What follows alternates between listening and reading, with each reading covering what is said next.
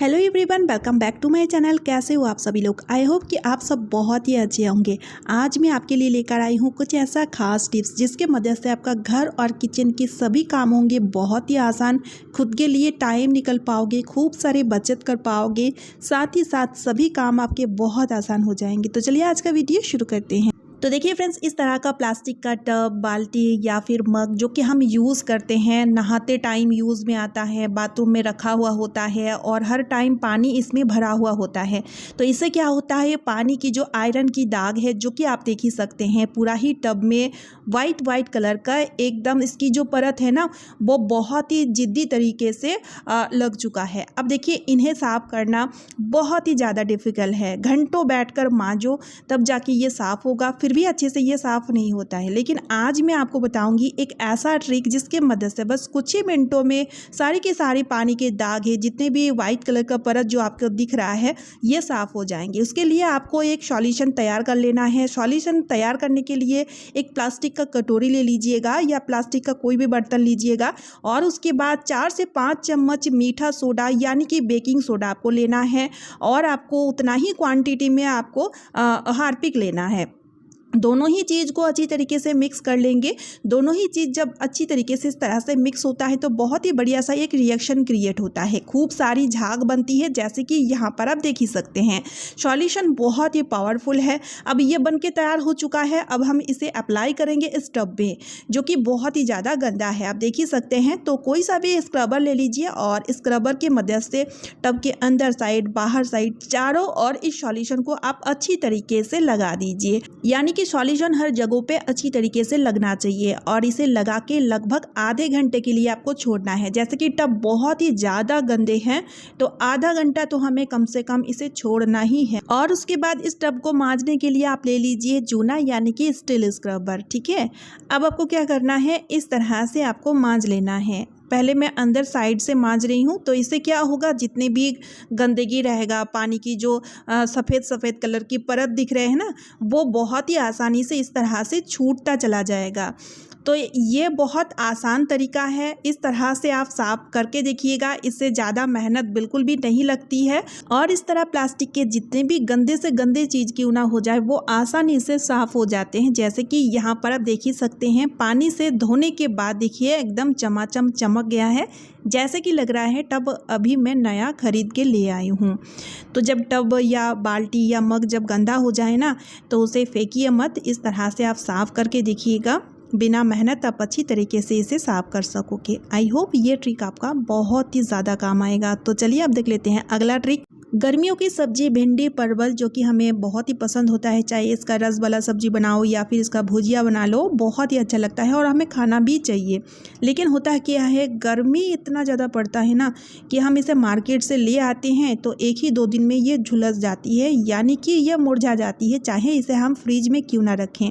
अब मुरझा हुआ सब्जी हमें किसी को पसंद नहीं होता है, तो इसके लिए एक छोटा सा काम आप कर सकते हो। तो जब कभी भी भिंडी या फिर कोई भी सब्जी जब मुरझा सूख जाएं, तो आप एक बर्तन में उसे रख लीजिए। 4 से 5 टुकड़ा आइस यानी कि बर्फ का टुकड़ा डाल दीजिए, 1 गिलास पानी भी डाल दीजिए और इसे आधे घंटे के लिए ऐसे ही छोड़ दीजिए। इससे क्या होगा, मुरझा हुआ सब्जी काफ़ी हद तक ताज़ा हो जाता है। और इस ट्रिक को सिर्फ भिंडी में ही नहीं, बाकी सब्जियों में भी आप कर सकते हो। उम्मीद करती हूँ कि गर्मियों के टाइम ये वाली ट्रिक आपका बहुत ही काम आएगा। तो चलिए अब देख लेते हैं अगला ट्रिक। फ्रिज, जो कि गर्मियों में हम ज़्यादातर लोग इसका यूज़ सबसे ज़्यादा लेते हैं, चीज़ें ख़राब ना हो जाए इसलिए हम गर्मियों में ज़्यादा से ज़्यादा चीज़ें फ्रिज में रखा करते हैं। लेकिन इसकी डोर साइड में जो रबर होती है, आप देख ही सकते हैं, यहाँ पर छोटी छोटी सी खाने पीने की टुकड़े हो गया या फिर गंदगी इस तरह से जमती जाती है। इससे क्या होता है, कॉकरोच, चींटी या कीड़ा वगैरह घर बना लेती है, जो कि बहुत ही ज़्यादा अनहाइजीनिक होता है। साथ ही साथ रबर भी ख़राब हो जाता है,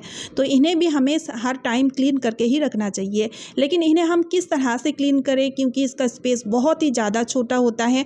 तो यहाँ पर मैं बताऊंगी एक छोटा सा ट्रिक। आपको लेना है एक कंघी और एक सॉक्स। सॉक्स को पहले आप पानी से अच्छे से गीला कर लीजिएगा और उसके बाद सॉक्स के अंदर कंघी को डाल देना है और जो एक्स्ट्रा सॉक्स है उसे इस तरह से आप मोड़ लीजिए, तो एक छोटा सा टूल इस तरह से बनके तैयार हो जाता है, जिसका यूज़ लेकर के हम फ्रिज के रबर को बहुत ही ईजीली क्लीन कर पाएंगे। जैसे कि यहाँ पर आप वीडियो में देख ही सकते हैं, रबर में फंसी हुई जितने भी गंदगी होंगे वो इस तरह से बहुत ही आसानी से रिमूव हो जाएंगे। ये देखिए फ्रेंड्स, जैसे कि आप देख ही सकते हैं। तो अब आपको फ्रिज की रबर क्लीन करने के लिए ज़्यादा तामझाम करने की भी ज़रूरत नहीं है, ज़्यादा सोचने की भी ज़रूरत नहीं पड़ेगी। चाहे आप फ्रिज को क्लीन करें या ना करें, कभी भी किसी भी टाइम आप फ्रिज की रबर को इस तरह से क्लीन कर सकते हैं। इससे ये फ्रिज की जो रबर है वो भी ख़राब नहीं होंगे जल्दी, क्योंकि होता क्या है, इसमें गंदगी जमते जाता है ना, तो फ्रिज की जो रबर में गम होता है वो ख़राब हो जाता है। तो इस तरह से आप इसे हमेशा ही क्लीन और साफ़ सुथरा ही रखिएगा। तो जैसे कि यहाँ पर देख ही सकते हैं, रबर बहुत ही अच्छी तरीके से साफ़ हो चुका है, वो भी बहुत ही आसानी से। उम्मीद करती हूँ ट्रिक बहुत ही पसंद आए। तो चलिए अब देख लेते हैं अगला ट्रिक। इस तरह का प्लास्टिक टब, मग या फिर बाल्टी जो हम यूज़ करते हैं बाथरूम में, लेकिन होता क्या है, जब ये टूट जाता है या फिर इसमें क्रैक आ जाता है तो इसका यूज़ हम बिल्कुल नहीं ले पाते हैं, क्योंकि पानी इसमें बिल्कुल भी नहीं टिकेगा।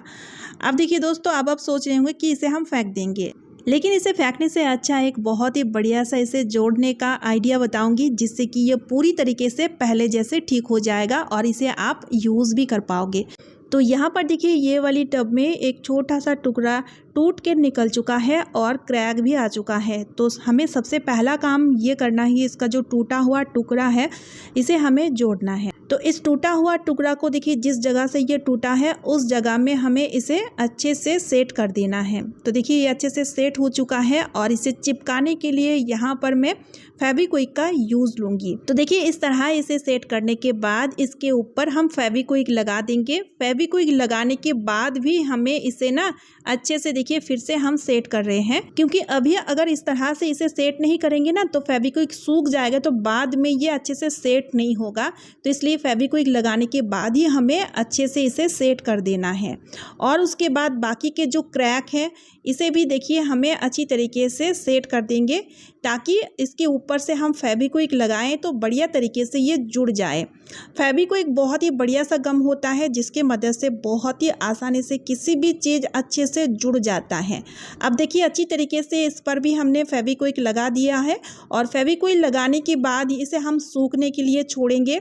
तो इसे सूखने के लिए छोड़ने के बाद ना बहुत ही अच्छी तरीके से ये जुड़ जाता है। अब आप सोच रहे होंगे कि ये फेविक्विक से तो अच्छे से जुड़ जाता है, अच्छे से रिपेयर हो जाता है, तो बाकी चीज़ लेने की हमें क्या ज़रूरत है। दोस्तों, इस तरह से फेविक्विक से अच्छे से जुड़ जाता है, लेकिन हल्का सा क्रैक रहता है। जब हम इसमें पानी डालेंगे ना तो पानी टपकते रहेगा, तो इसे यूज़ ही नहीं कर पाएंगे, तो फिर क्या मतलब हुआ। तो इसके लिए हमें यहाँ पर लेना है चाय पत्ती, और 1 चम्मच चाय पत्ती लिया है। चाय पत्ती को मैंने देखिए इस तरह से पीस के इसका पाउडर बना लिया है। अब हम क्या करेंगे, इसके ऊपर से जब ये अच्छे से जुड़ जाए, फेविक्विक सूख जाए, उसके ऊपर से इस तरह से देखिए जहाँ पर क्रैक है उस क्रैक वाली पार्ट में हमें चाय पत्ती इस तरह से अच्छे से लगा देना है, यानी कि चाय पत्ती से इसे कवर करते जाना है। अब चाय पत्ती लगाने के बाद भी हमें फेविक्विक का यूज़ लेना पड़ेगा। तो इसके ऊपर से आपको क्या करना है, फेविक्विक डालते जाना है, जैसे कि यहाँ पर आप वीडियो में देख ही सकते हैं। तो फेविक्विक जैसे ही आप डालते जाएंगे तो ये तुरंत बहुत ही मजबूती से जुड़ जाएगा और ये सूखने पे पत्थर के जैसे जम जाता है, जैसे कि सीमेंट का प्लास्टर होता है ना, इसी तरह से ये हो जाता है। तो ये सूख चुका है और अच्छी तरीके से जो क्रैक है ना वो रिपेयर हो चुका है, अच्छे से सिल हो चुका है और ये पत्थर के जैसे जम चुका है। कोई सवाल ही नहीं, जब हम इसे यूज़ करें तो बिल्कुल भी ये पिघलेगा नहीं, चाय पत्ती बिल्कुल भी नहीं हटेगा, क्योंकि एकदम पत्थर के जैसे जम जाता है। अब मैं आपको इसका रिज़ल्ट दिखाती हूँ। 1 मग पानी इसमें मैंने डाल दिया है और चलिए देख लेते हैं कि पानी टपक रहा है कि नहीं। यहाँ पर जैसे कि आप देख ही सकते हैं, 1 बूंद पानी भी नीचे से बिल्कुल नहीं टपक रहा है। तो है ना कितना बढ़िया सा आइडिया। चलिए आपको मैं फिर से दिखाती हूँ कि पानी बिल्कुल नीचे से 1 बूंद पानी भी नहीं टपक रहा है। तो इसे आप फिर से पहले जैसे यूज़ कर पाओगे। तो अब घर में टूटी फूटी प्लास्टिक की कोई भी चीज़ हो उसे बढ़िया तरीके से इस तरह से जुड़ के फिर से यूज़ किया कीजिए। है ना कितना यूज़फुल सा कमाल के आइडिया। तो चलिए आज का वीडियो मैं यहीं पे एंड करती हूँ। उम्मीद है वीडियो आपके लिए बहुत ही ज़्यादा यूज़फुल रहेगा। तो चैनल को सब्सक्राइब, वीडियो को एक लाइक ज़रूर कर दीजिएगा। तो चलिए फिर मिलती हूँ नेक्स्ट वीडियो में। Bye friends and thanks for watching.